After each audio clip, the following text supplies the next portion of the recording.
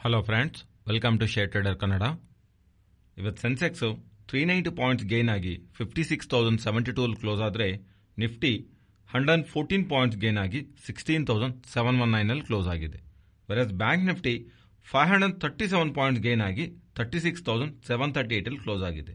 ಈಗ market related ಆಗಿ recent times ಅಲ್ಲಿ ಕಮೆಂಟ್ ಸೆಕ್ಷನ್ ಅಲ್ಲಿ ಕೇಳ್ತಿರೋದು ಒಂದೇ ಒಂದು ಕ್ವಶನ್: ಮಾರ್ಕೆಟ್ ಇಷ್ಟೊಂದು ಬೆಳೀತಿದೆ ಅಲ್ವಾ, ಇಲ್ಲಿ ಇನ್ವೆಸ್ಟ್ಮೆಂಟ್ ಮಾಡಬಹುದಾ ಇಲ್ಲ ಫರ್ದರ್ ಆಗಿ ಇನ್ನು ವೆಯ್ಟ್ ಮಾಡಬೇಕಂತ. ಮಾರ್ಕೆಟ್ ಪ್ರೆಸೆಂಟ್ ಇನ್ವೆಸ್ಟ್ಮೆಂಟ್ ಮಾಡಬೇಕಾ ಅಥವಾ ಇಲ್ಲ ಅನ್ನೋದು ಯೋಚನೆ ಮಾಡೋಕೆ ಮುಂಚೆ ಫಂಡಮೆಂಟಲ್ಸ್ ರೀಸೆಂಟ್ ಟೈಮ್ಸ್ ಅಲ್ಲಿ ಮಾರ್ಕೆಟ್ ಬೆಳೆಯೋದಕ್ಕೆ ಯಾವ್ದೋ ರೀಸನ್ ಇದೆಯಾ ಅಂತ ಯೋಚನೆ ಮಾಡೋ ಪ್ರಯತ್ನ ಮಾಡೋಣ.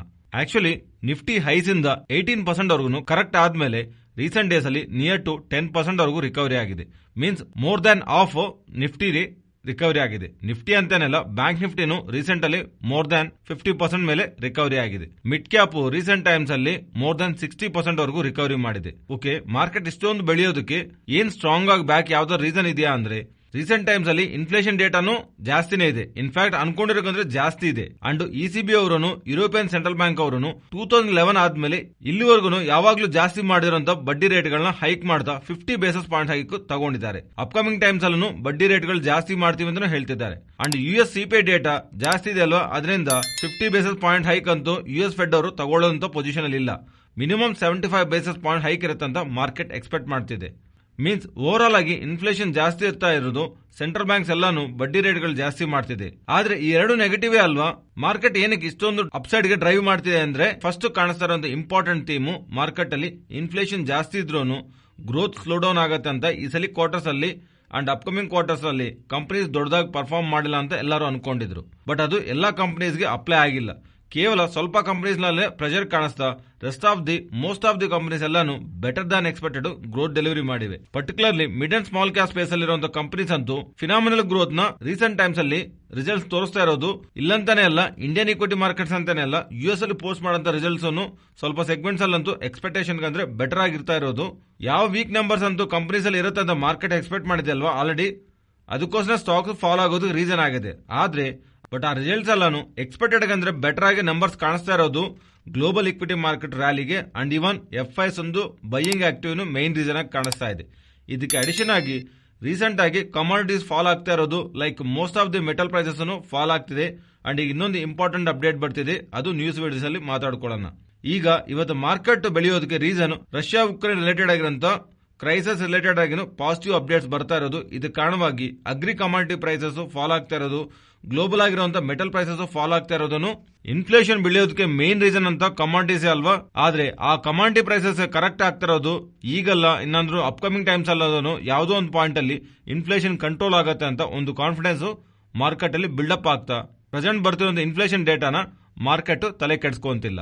ಇಲ್ಲಿಂದ ಅಪ್ಕಮಿಂಗ್ ಟೈಮ್ಸ್ ಅಲ್ಲಿ ಇನ್ಫ್ಲೇಷನ್ ಡೇಟಾ ಕಂಟ್ರೋಲ್ ಆಗತ್ತೆ ಅಂತ ಮಾರ್ಕೆಟ್ ಬಿಲೀವ್ ಮಾಡ್ತಾ ಎಂಟೈರ್ ಮಾರ್ಕೆಟ್ ಒಂದು ಸೆಂಟಿಮೆಂಟ್ ಈಗ ನಮಗೆ ಪಾಸಿಟಿವ್ ಆಗಿ ಟರ್ನ್ ಆಗ್ತಿದೆ.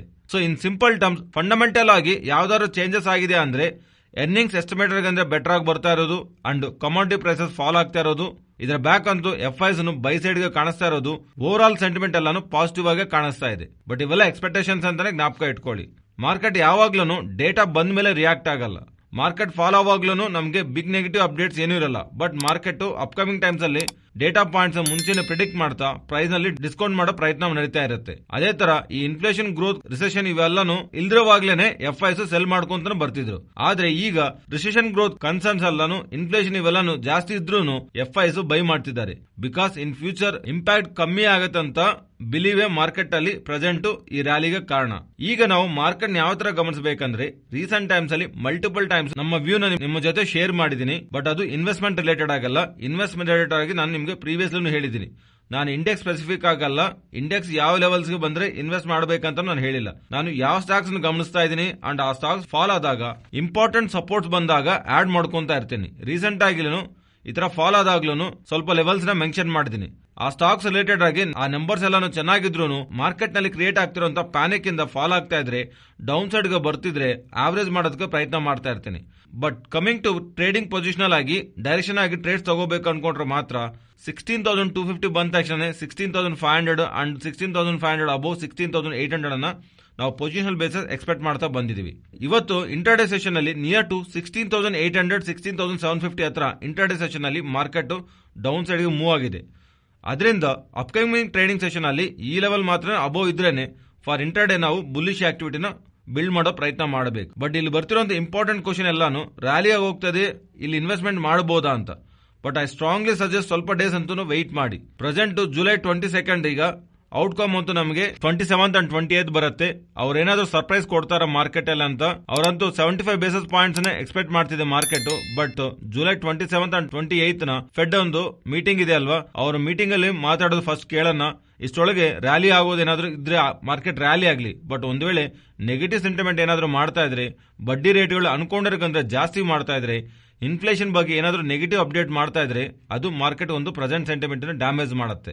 ಅದರಿಂದ ಮೈನ್ ಇವೆಂಟ್ ನ ಅರೌಂಡ್ ಇರುವಾಗ ಆಪ್ಷನ್ಸ್ ಎಲ್ಲ ಸ್ವಲ್ಪ ಅವಾಯ್ಡ್ ಮಾಡಿ. 27th ಯಾವ ತರ ಪೊಸಿಷನ್ಸ್ ಕ್ಯಾರಿ ಮಾಡೋಕೆ ಹೋಗ್ಬೇಡಿ. ನೆಕ್ಸ್ಟ್ ಡೇ ಇವನ್ ಇಂಟರ್ಡೇ ಒಂದು ಇವೆಂಟ್ ಆದ್ಮೇಲೆ ಇವನ್ ಮಾರ್ಕೆಟ್ ಅಪ್ಸೈಡ್ ಬೆಳೆದ ಮೇಲೆ ಕ್ಲಾರಿಟಿ ಇರುತ್ತೆ. ಅದರಿಂದ ಫೆಡ್ ಅವರು ಏನ್ ಭಾವಿಸ್ತಾ ಇದಾರೆ, ಮಾರ್ಕೆಟ್ ಯಾವ ತರ ನೋಡ್ತಾ ಇದಾರೋ, ಬಡ್ಡಿ ರೇಟ್ಗಳ ಬಗ್ಗೆ ಯಾವ ತರ ವ್ಯೂಸ್ ಅಲ್ಲಿ ಇದಾರೆ ಅನ್ನೋದು ಬರ್ತಿರೋಂತ ಅಪ್ಡೇಟ್ಸ್ ನಾವು ಮಾರ್ಕೆಟ್ ರಿಯಾಕ್ಟ್ ಆಗೋದಕ್ಕೆ ಸ್ಟಾರ್ಟ್ ಮಾಡುತ್ತೆ. ಅದರಿಂದ ನಮ್ಗೊಂದು ಕ್ಲಾರಿಟಿ ಸಿಗುತ್ತೆ ಅವಾಗ. ಬಿಕಾಸ್ ಪ್ರೀವಿಯಸ್ ಆಗೇನು ಫೆಡ್ ಅವರು ಮಾಡ್ತಿರೋಂತ ಅಪ್ಡೇಟ್ಸ್ ಓವರ್ ನೈಟ್ ಅಲ್ಲೇ ನಮಗೆ big gap up and gap downs market ಅಲ್ಲಿ ಕಾಣಿಸ್ತಾ ಬಂದಿದೆ. ಅದರಿಂದ ಇಷ್ಟೊಂದು ರ್ಯಾಲಿ ಆದ್ಮೇಲೆ ಈ ಲೆವೆಲ್ಸ್ ಅಂದ್ರೆ ಫೆಡ್ ನ ಮೀಟಿಂಗ್ ಔಟ್ಕಮ್ 26 and 27 ಬಂದ ಮೇಲೆ ನಮಗೆ ಇಷ್ಟ ಆಗಿರುವಂತ ಸ್ಟಾಕ್ಸ್ ನಲ್ಲಿ ಇನ್ವೆಸ್ಟ್ಮೆಂಟ್ ಪೊಸಿಷನ್ ತಗೊಳ್ಳೋದು ಈ ಪಾಯಿಂಟ್ ಅಂದ್ರೆ ಇವೆಂಟ್ ಆದ್ಮೇಲೆ ಡಿಸಿಷನ್ ಒಂದು ಬೆಟರ್ ಅಂತ ನನ್ನ ಒಪಿನಿಯನ್. ಫ್ರೆಂಡ್ಸ್, ಈ ವಿಡಿಯೋನಲ್ಲಿ ನಾವು ಇಡ್ತಿರುವಂತ ಎಫರ್ಟ್ಸ್ ನಿಮಗೆ ವ್ಯಾಲ್ಯೂಬಲ್ ಆಗಿದ್ರೆ ತಪ್ಪದೇ ನಮ್ಮ ವಿಡಿಯೋನ ಲೈಕ್ ಮಾಡಿ.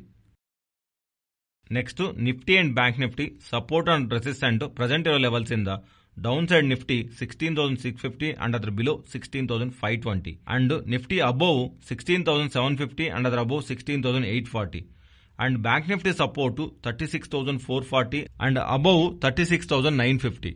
Next Nifty option chain data present ಇರೋ ಲೆವೆಲ್ಸ್ ಇಂದ ಟಾಪ್ ಸೈಡ್ 16,800 ಹತ್ರ ಸ್ಟ್ರಾಂಗ್ ಆಗಿ ಡೇಟಾ ಬಿಲ್ಡ್ ಆಗ್ತಿದೆ ಅಂಡ್ ಡೌನ್ ಸೈಡ್ 16,500 to 16,800 ಈ 300 ಪಾಯಿಂಟ್ ರೇಂಜ್ ಕಾಣಿಸ್ತಾ ಇದೆ. ಬಟ್ ಸೇಫ್ ಸೈಡ್ 16,200 to 16,800 ಈ 600 ಪಾಯಿಂಟ್ ರೇಂಜ್ ನ ಅಪ್ಕಮಿಂಗ್ ಡೇಸ್ ಅಲ್ಲಿ ನಿಫ್ಟಿ ರೇಂಜ್ ಆಗಿ ನಾವು ಗಮನಿಸಬಹುದು. ಇದು ಫ್ರೆಂಡ್ಸ್ ಇವತ್ತಿನ ವಿಡಿಯೋ. ಈ ವಿಡಿಯೋನಲ್ಲಿ ನಾವು ಶೇರ್ ಮಾಡಿರುವಂತ ಕಂಟೆಂಟ್ ವ್ಯಾಲ್ಯೂಬಲ್ ಆಗಿದ್ರೆ ನಮ್ಮ ಚಾನಲ್ ನ ಸಬ್ಸ್ಕ್ರೈಬ್ ಆಗಿ ಅಂಡ್ ಬೆಲ್ ಐಕಾನ್ ಕ್ಲಿಕ್ ಮಾಡಿ ಆಲ್ ನೋಟಿಫಿಕೇಶನ್ ಆಕ್ಟಿವೇಟ್ ಮಾಡ್ಕೊಳ್ಳಿ. ನಿಮಗೆ ಮಾರ್ಕೆಟ್ ಅಪ್ಡೇಟ್ಸ್ ಟೆಲಿಗ್ರಾಮ್ ನಲ್ಲಿ ಟೈಮ್ ಟು ಟೈಮ್ ಅಪ್ಡೇಟ್ ಆಗ್ತಾ ಇರುತ್ತೆ. ಸೊ ನೀವೇನಾದ್ರೂ ಟೆಲಿಗ್ರಾಮ್ ಇಲ್ಲ ಅಂದ್ರೆ ಟೆಲಿಗ್ರಾಮ್ ಆಪ್ ಇನ್ಸ್ಟಾಲ್ ಮಾಡಿಕೊಂಡು ಷೇರ್ಟೆಡ್ ಕನ್ನಡ ಅಂತ ಗ್ರೂಪ್ ಸರ್ಚ್ ಮಾಡಿದ್ರೆ ನಮ್ಮ ಗ್ರೂಪ್ ಕಾಣಿಸುತ್ತೆ. ನಮ್ಮ ಗ್ರೂಪ್ ಅಲ್ಲಿ ಜಾಯ್ನ್ ಆಗೋ ಮೂಲಕ ನಿಮಗೆ ಟೈಮ್ ಟು ಟೈಮ್ ಅಪ್ಡೇಟ್ ಸಿಗುತ್ತೆ. Thank you.